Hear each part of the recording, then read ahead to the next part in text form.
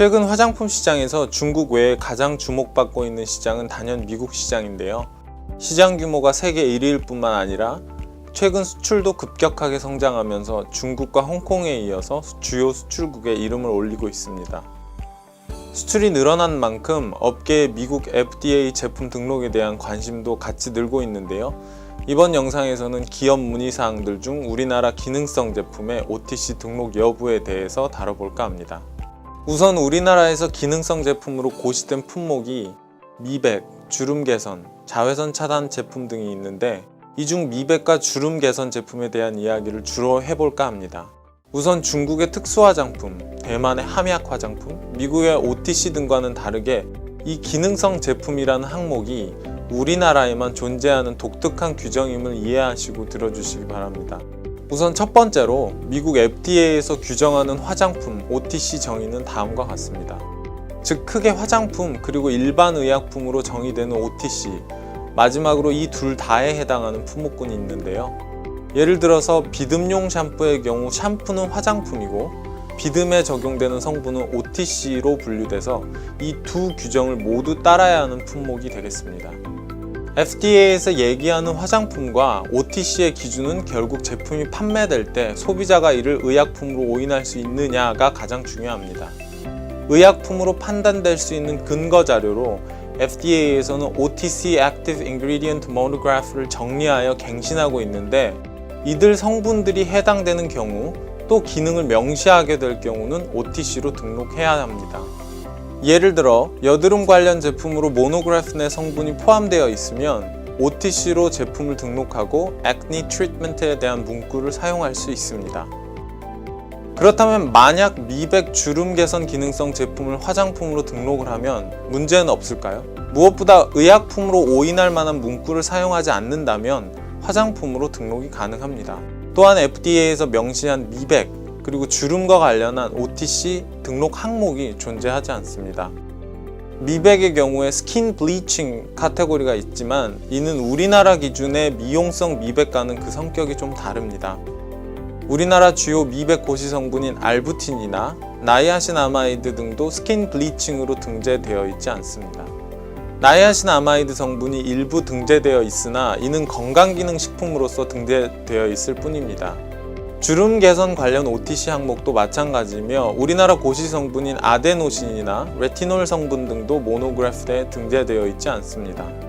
즉 현재 FDA가 제공하고 있는 어떤 기준에도 꼭 미백 제품과 주름 개선 제품을 OTC로 등록해야 한다는 규정은 없습니다. 미백과 주름 개선 기능에 대한 표현만 통용되는 범주 내에서 표기한다면 NDA를 통해 굳이 OTC로 등록을 하지 않아도 된다는 것이 FDA의 입장이기도 합니다. FDA에서 공식적으로 내놓은 주름 개선 제품과 관련된 주장을 살펴보도록 하겠습니다. Some products are marketed with claims that they will make people look younger, but are these products cosmetics? It depends.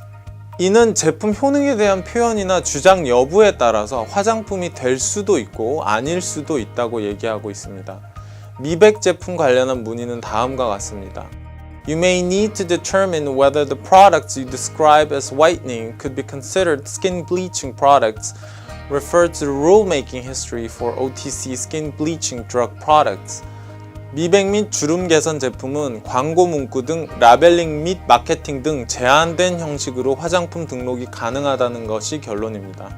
일단 모노그래프에 등록되어 있는 관련 주요 성분이 없고 기준이 존재하지 않기 때문에 NDA를 통해 OTC로 등록할 수도 안 할 수도 있습니다.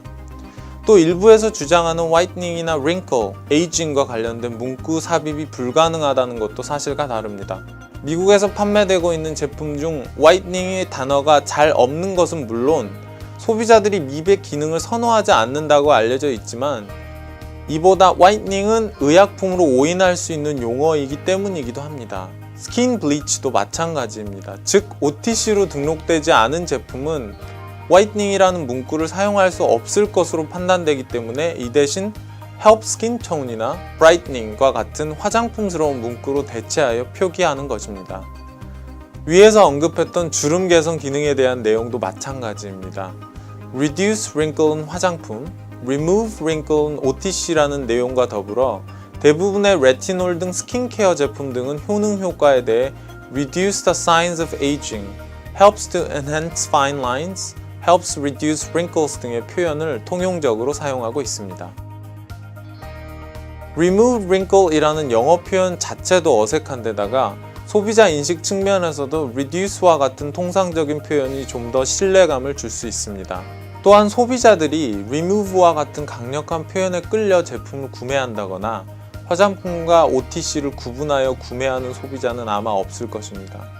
오히려 대부분의 제품에서 사용하고 있는 화장품에 해당하는 미백 주름 개선 표현에 더 익숙하기 때문에 이를 통한 긍정적 요소가 더 클 것으로 판단됩니다. 즉, 우리나라에서만 존재하는 기능성 제품이라는 인식을 통해서 미국의 OTC 등록이 원칙이라는 해석은 옳지 않으며 성분이나 마케팅, 판매 전략에 따라서 화장품 OTC 등록에 대해서 유연하게 선택하시고 대처하시기 바랍니다.